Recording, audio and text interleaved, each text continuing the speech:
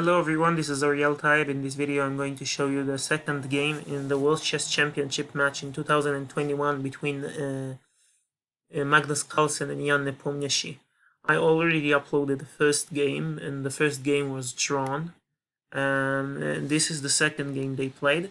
And in this game Carlsen had white pieces and he started with d4, knight f6. Oh, and by the way, I'm sorry if it's a little bit dark here because it's in the middle of the night and I have a little issues with my light, with the light in the room. Never mind. C4, E6, and knight f3. Yeah, he's just trying to avoid the Nimzo Indian with bishop to b4. So Carlsen played knight f3, d5, and this is the queen's gambit declined. G3, this is the Catalan variation, bishop e7, bishop g2, castling and castling.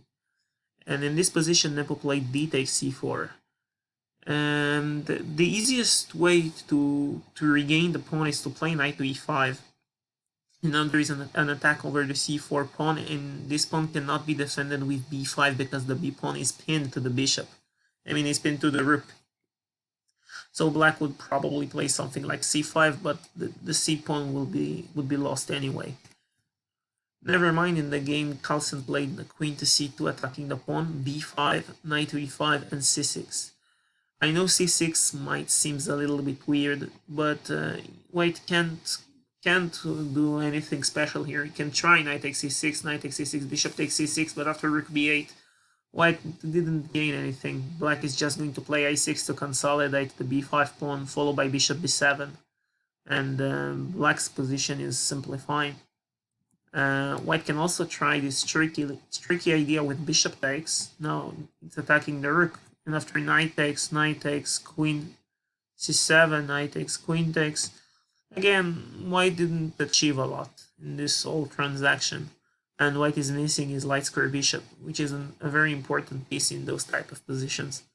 So in the game, Carlsen simply played a4, trying to undermine the pawn chain by taking on b5, and the c pawn is pinned, so knight d5, unpinning the pawn. And knight to c3 and f6, kicking the knight away, knight f3, and queen to d7. A little awkward move. It's defending the pawn on b5, and meanwhile it's keep defending the knight on d5. So e4 and knight to b4, attacking the queen, queen to e2, and knight to d3. White played e5 and bishop to b7, developing the bishop.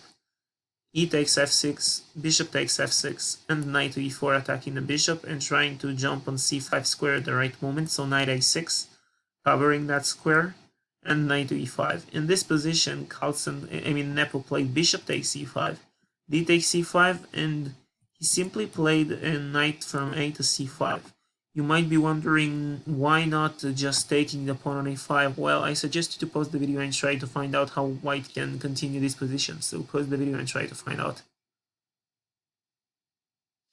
Okay, I hope you found it. Well, just before I show you, don't forget to drop a like to this video, leave a thumbs up because it's really helping me to grow this channel. I was about to say in the game, but it didn't happen in the game. It's just a sideline that I'm showing you. The idea was a takes b5, c takes b5, and rook takes a6. Now, after bishop takes a6, there is knight to c5, fork on the queen and the bishop, and after a move like queen d6 attacking the knight, then simply knight takes. And the rook is under attack, and after the rook move, and by the way, if the queen takes, then there is simply like bishop takes, rook takes, and queen takes, and white is simply up a bishop. So if a move like rook move anywhere, might even just say c8 or d8, there is bishop to f4, and the knight will be lost eventually. Rook f5 can't defend because of bishop h3, and the knight will fall anyway. So in the game, after knight e5, bishop e5, d takes c5, black simply play knight from a to c5, and now knight to d6, pressurizing the bishop. Knight to b3, attacking the rook, rook to b1, knight from b takes on c1, rook from b takes on c1, knight takes c1, rook takes c1, and Carlsen is down the exchange, but actually as a monster knight on d6, which is kind of enough compensation. So rook to b8, the idea actually was to defend the bishop, because white is indeed threatening. Just for example, if black play any random move, white is going to take on b5 and then eliminate the bishop on b7. And after rook b8, you're not really interested in playing a b5, c b5, bishop takes b7, rook b7, knight b7, and queen b7, because after all this sequence, white is not better. I mean, white is even a little bit worse here, because as you can see, it's like, well, white is down upon black as 3-1 on the queen side, and it's very hard for white to do anything here. So in the game, Carlsen played rook to d1, bishop to a8, and bishop to e4. If a move like knight takes b5 creating like a nice discovery, then simply queen b7. Now the knight has to move. Actually, might not need to move immediately because the pawn is still pinned. But after a6, I mean, after black will play a6, the pawn will have to move, and the knight will have to move. And after a move like knight d6, queen takes b2, queen takes c4. There is simply queen takes f2 with check, and white is clearly not better here. So in the game, after trading the knights, and rook b8, rook d1, bishop a8, white didn't try this tricky idea. Instead, Carlsen played bishop to e4, improving his bishop, c3. And now c3 was a very clever idea because Nepo was interested in taking on a4, but he started by playing c3 because he wants to misplace white's pawn structure and open up the b file. So queen to c2, attacking the pawn on h7, g6 defending. Blocking actually. B takes c3, b takes a4, queen takes a4, and rook to d8, pinning the knight to the rook, rook to a1, attacking the pawn on a7, and c5, offering trade. And the pawn on a7 cannot be taken because now there is simply, well, I suggest you to pause the video and try to find out how black should continue this position. Alright, I hope you found out. There is simply queen takes a7, rook takes a7, and rook takes d6. Now if you take the rook, then simply bishop takes on e4 and black is up a piece. And if you, well, it's kind of an interesting line to keep calculating, because white can try d7, and after king f8 there is this idea of rook to c7 and trying rook c8.